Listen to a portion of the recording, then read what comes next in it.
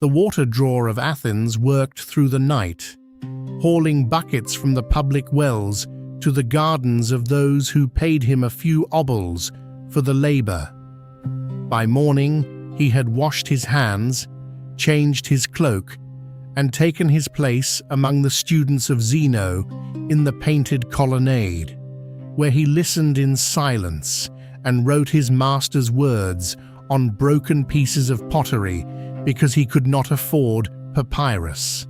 The magistrates of the city, suspicious of a man who appeared to have no visible means of support, yet attended philosophical lectures by day, summoned him to court and demanded he account for himself.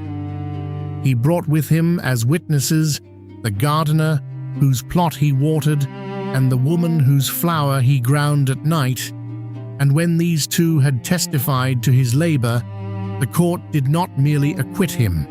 They voted him a sum of money as a reward for his industry. Cleanthes refused it. Zeno, we are told, forbade him to accept, and the man returned to his buckets and his pottery shards and his quiet seat in the Stoa. And he continued, as he had always continued, to draw water by night and to draw wisdom by day, until at length, after the death of his master, he himself became the head of that school and taught for 32 years the doctrine he had paid for, drop by drop, with the labor of his hands. This is the man we are to consider tonight.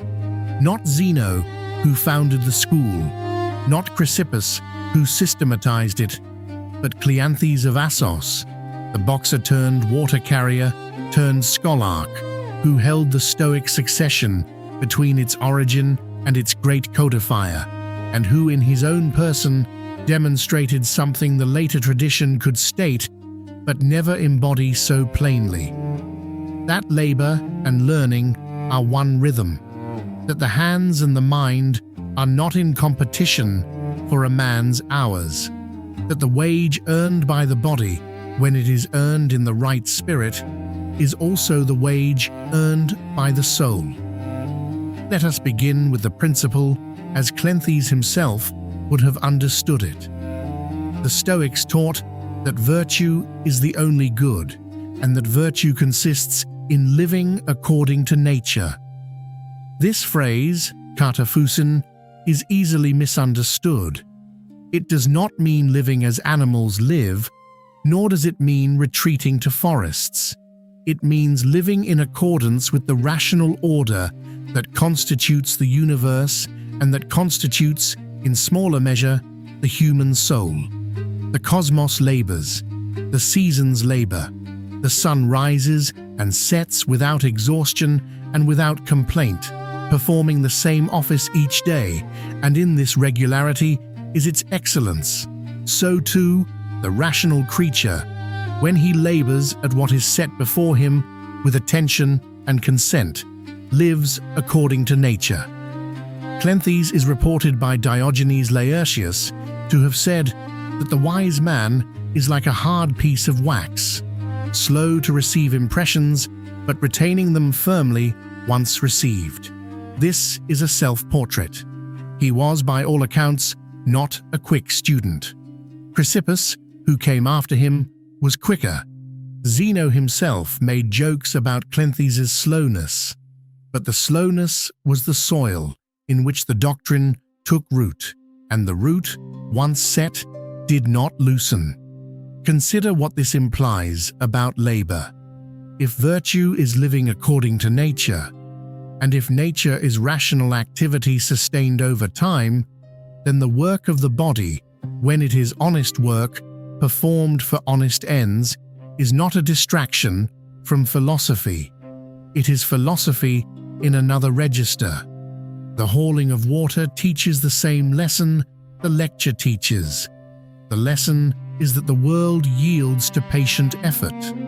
The lesson is that one does not complete a task by thinking about it, but by doing it. The lesson is that the rhythm of exertion and rest, of strain and recovery, is the same rhythm by which the mind ascends to clearer understanding. We are told that Cleanthes composed a hymn to Zeus, which survives, and in it he writes of the universal law that governs all things and to which the wise man willingly assents. The hymn ends with the line that lead me, Zeus, and you, destiny, wherever you have appointed me to go, and I shall follow without hesitation. The man who wrote those words drew water by night. The hand that turned the millstone wrote the hymn. There is no contradiction here. There is, rather, a single life lived in a single rhythm, the rhythm of work consented to and learning consented to, the body and the mind together, obeying the same order. This is the principle, labor and learning as one rhythm, not labor as the price of learning, as if one were a debt paid for the other, not learning as the escape from labor, as if the philosopher were a man who had transcended the ordinary necessity of his hands, but labor and learning as two motions of the same disciplined life, each informing the other, each completing the other, neither one apart from the other ever sufficient. To understand how this principle lived in Cleanthes, we must look at his circumstance. He was born around 330 BCE in the city of Assos, on the coast of the Troad, in what is now western Turkey. Assos was a small place, perched on a hill above the sea, looking across the strait toward the island of Lesbos. The philosopher Aristotle had taught there a generation before, and the city retained some reputation for learning, though by the time Cleanthes was a boy, it had returned to being primarily a town of fishermen, farmers, and traders. His father's name was Phanius. The family was not wealthy. We are told that when Cleanthes left Assos and made his way to Athens, he arrived with 4 drachmas in his possession. 4 drachmas was the cost, perhaps, of a few days' food and lodging. It was not the sum a young man brought with him to study philosophy under a celebrated master. It was the sum a young man brought with him because he had no other sum. He had, before this, been a boxer. The sources are clear on this point. He was physically large, strong, slow of speech, and accustomed to the discipline of training. Boxing in the ancient Greek world was a brutal sport. The hands were wrapped in leather thongs studded with metal. Matches did not end on points, but on submission or unconsciousness. A man who had boxed and survived had certain qualities of body and certain qualities of will, and these qualities Cleanthes brought with him to Athens. He came to study under Zeno of Citium, who had by then established his school in the Stoa Poikile, the painted porch on the north side of the Athenian agora. Zeno taught for a small fee, or for no fee at all, from students who could not pay, but a student still had to eat. A student still had to sleep somewhere. Athens in the late 4th century was not a cheap city, and a young foreigner from Assos with 4 drachmas to his name had to find work. Cleanthes found 2 kinds of work.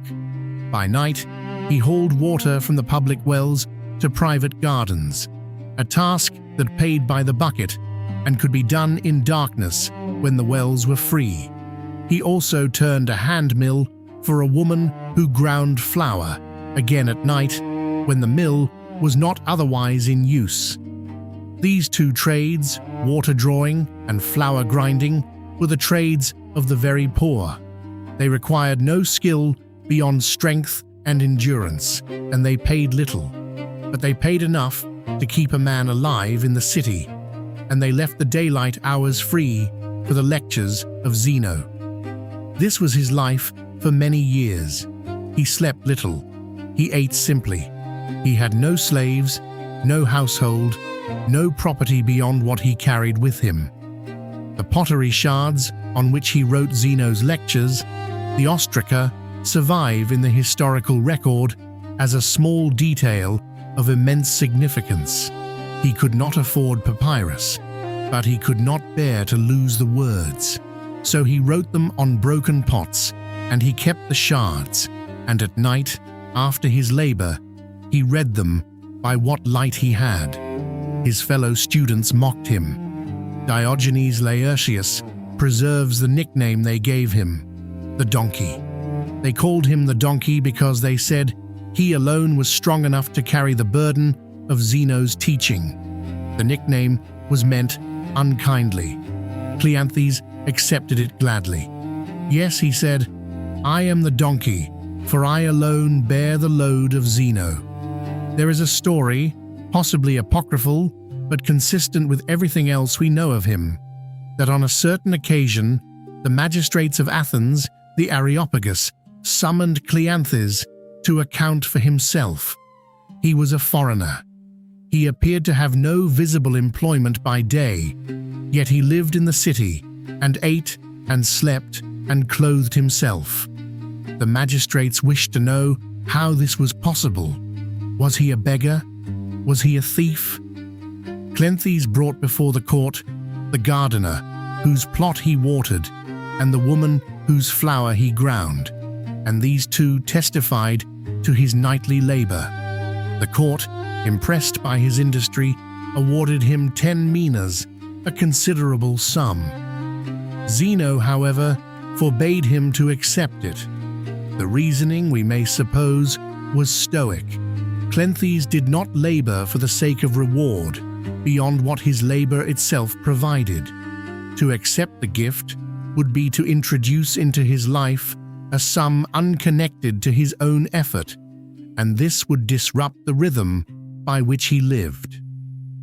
He continued at his buckets and his millstone. He continued at his lectures.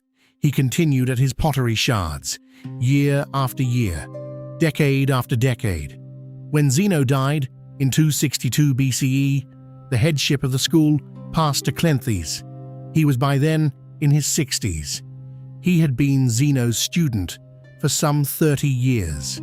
He took up the position and taught for the next 32 years, until his own death at the age of 99, by his own choice, through abstention from food after a physician had ordered a brief fast for a swelling in the gums. He completed the fast prescribed by the physician, then continued it, judging that he had gone far enough on the road and might as well finish it. Throughout the long headship, his life did not change in its essential rhythm. He had become a teacher, but he still understood himself as a laborer who had paid for his learning with the work of his hands, and he taught the doctrine as a man who had earned it, rather than as a man who had inherited it. This is the circumstance into which the principle must be set.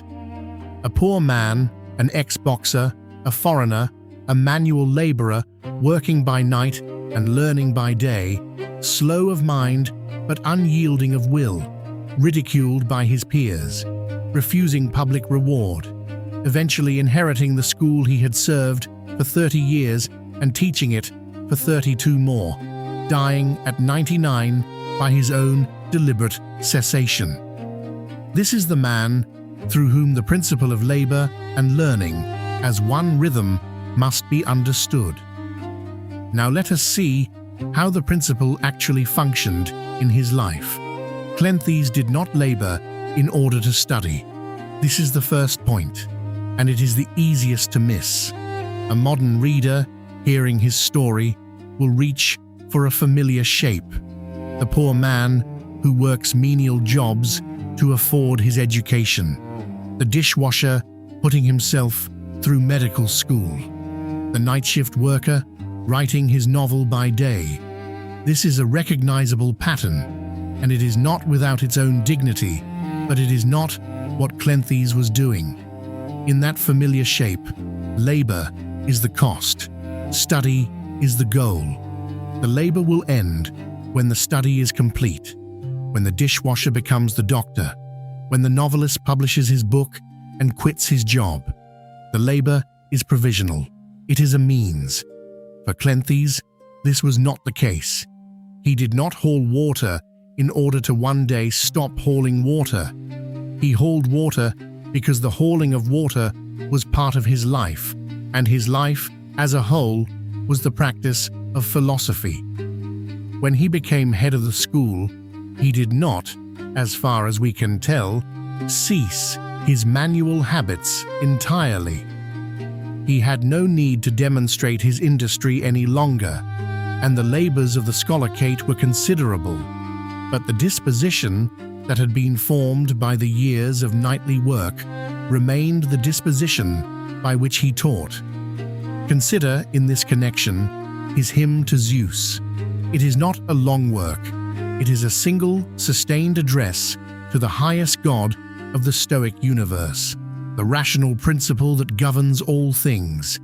In it, Cleanthes speaks of how the universal law extends through all things, and how nothing is done apart from this law except what is done by the wicked through their own folly. The wicked, he says, hear the divine harmony but do not follow it. They pursue, each man, his own ends, and so fall into discord. The wise, by contrast, follow. They consent to what is appointed. The line that has survived most famously, preserved by Epictetus and later by Seneca, is the one with which I opened. Lead me, Zeus, and you, Destiny, wherever you have appointed me to go, and I shall follow without hesitation. If I should refuse, becoming bad, I shall follow nonetheless. Read this line as the water carrier wrote it. He has spent 30 years at his buckets. He has been mocked. He has been brought into court. He has been offered a reward and forbidden to take it. He has slept badly, eaten poorly, worn the same cloak through summers and winters. And he writes, "Lead me wherever you have appointed me to go, and I shall follow without hesitation." This is not resignation. This is not the bitter consent of a man who has been broken to his circumstance. This is the active assent of a man who has come to understand, through the rhythm of his life, that his labor and his learning are one motion of the same will, and that to consent to the labor is to consent to the learning, and to consent to the learning is to consent to the order of the cosmos that has placed him at his particular wells and his particular millstones in his particular years. There is a further detail that is worth attending to. Cleanthes was said to have written his works on shells and on the shoulder blade bones of oxen, in addition to broken pottery, because he could not afford papyrus. Diogenes Laërtius preserves this detail in the same passage where he records the man's poverty. Imagine the labor of this. To compose a philosophical doctrine in continuous prose, on surfaces of irregular size and shape, none of them suited to the task. The hand that wrote on the ox shoulder blade was the hand that had turned the mill.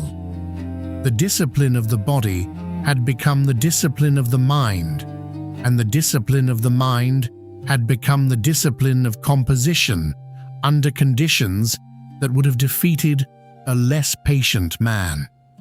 It is said that Chrysippus, who succeeded Cleanthes and who became the systematizer of Stoic doctrine, was a far more facile writer.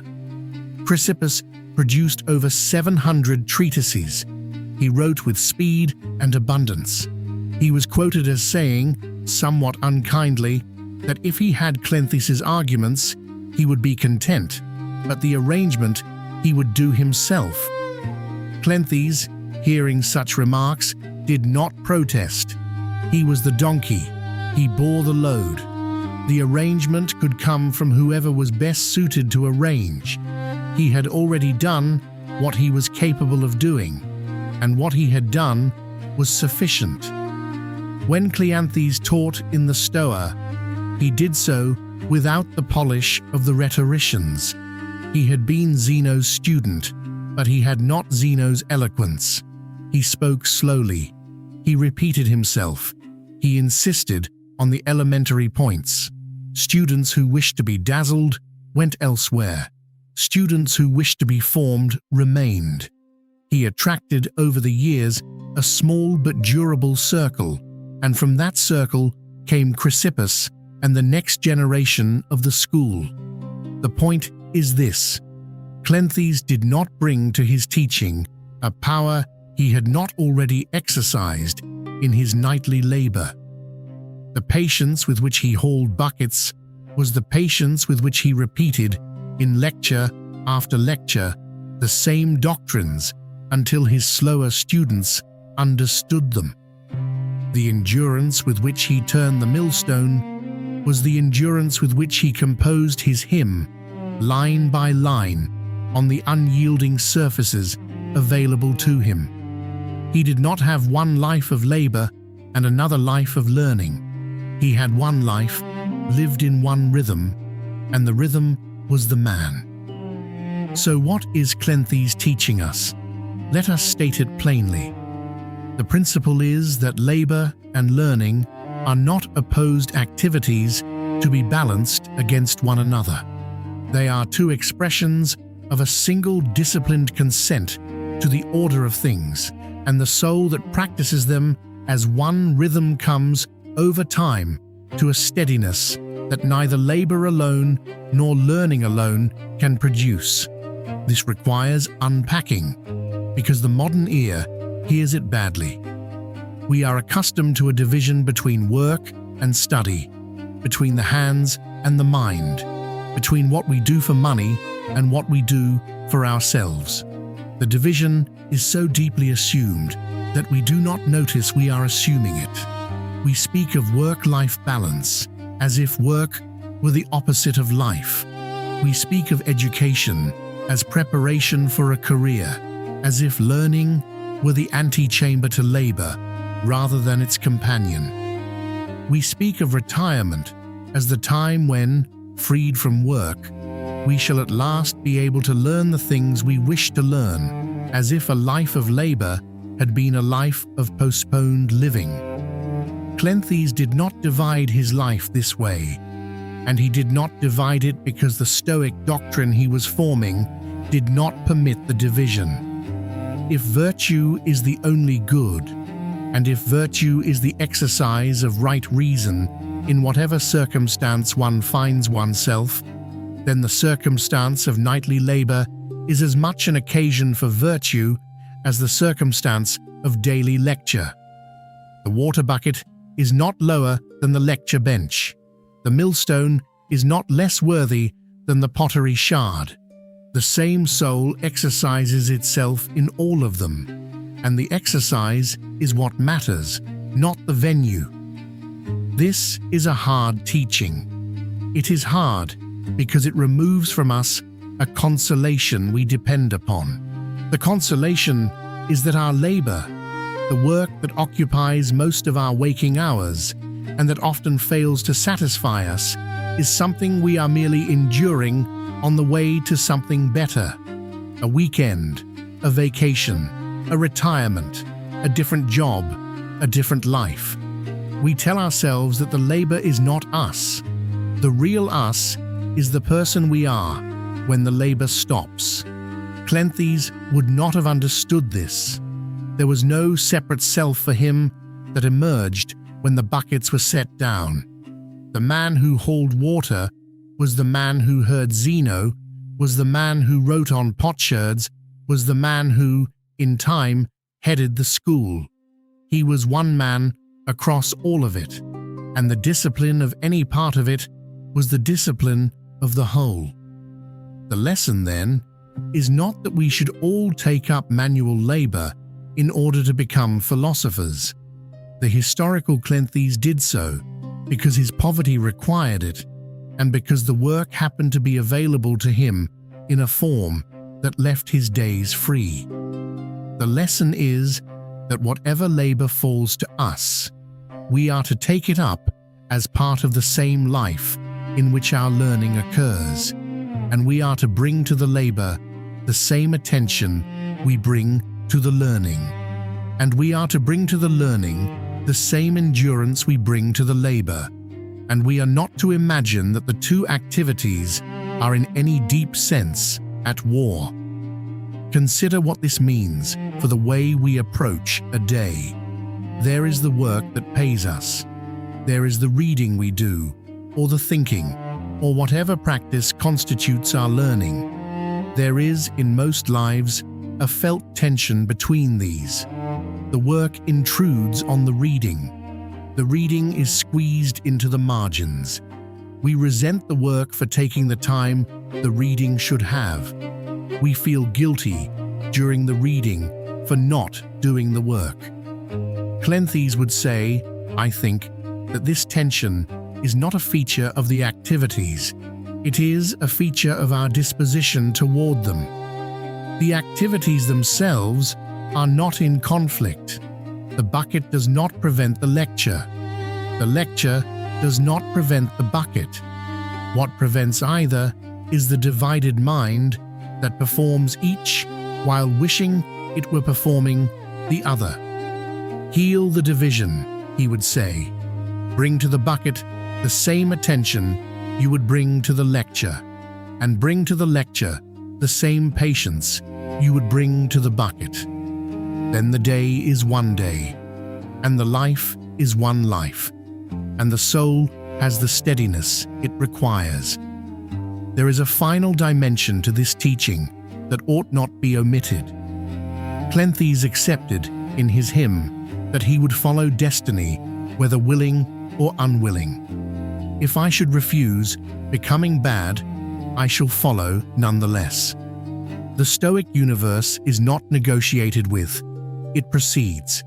The question for the soul is only whether it consents to what proceeds.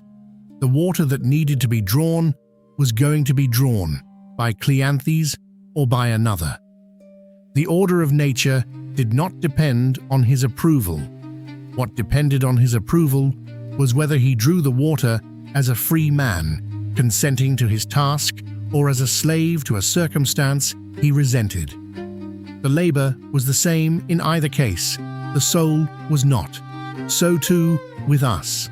The labor that falls to us will be performed. The hours will pass. The question is whether they pass as the hours of a divided man, half present and half elsewhere, or as the hours of a man who has consented to his rhythm and who finds, in that consent, that the labor and the learning have become one motion of the same life. The hymn that Cleanthes wrote ends with the line about following destiny. Before that line, there is another, less often quoted, in which he asks Zeus to scatter the darkness from the souls of men and to grant them to attain the understanding by which the universe is governed with justice. He asks this as a man who has himself attained it only partially, slowly, through long labor. He did not pretend to a wisdom he had not earned. He did not pretend that the earning had been easy. He hauled the buckets, he turned the mill, he wrote on potsherds, he listened in silence to lectures he could not, on first hearing, fully understand. And over decades, the slow piece of wax that he was received the impression deeply and held it, and at length became himself a master. The question I leave with you tonight is not whether you have the strength Cleanthes had. Few have. The question is simpler than that. It is this: in the labor that has fallen to you, the labor you did not choose and would perhaps not choose now, the labor that occupies the hours you wish were free for some better use, are you present? Are you there in the labor itself, attending to it as the activity of a soul whose business is to live according to nature? Or are you elsewhere, in the imagined day, when the labor will end and the real life will begin? Cleanthes drew water for 30 years before he was head of the school. He did not draw water in order to one day stop drawing water. He drew water because the drawing of water was, in those years, what his life required, and the life and the requirement were not two things. What is required of you tonight and tomorrow and the morning after that? Consider it. Whatever it is, however small, however unwelcome, consider it as Cleanthes considered his buckets, and consider then whether the learning you imagine you would do if only you had the time might not in fact be available to you in the labor you already perform, if you brought to that labor the attention you have been reserving for some other, freer hour that is not coming. The hour you have is this one. The labor you have is this one. The rhythm is already underway. The only question is whether you are in it. Lead me, Zeus, and you, Destiny, wherever you have appointed me to go, and I shall follow without hesitation. So Cleanthes wrote, so he lived. So perhaps we may begin.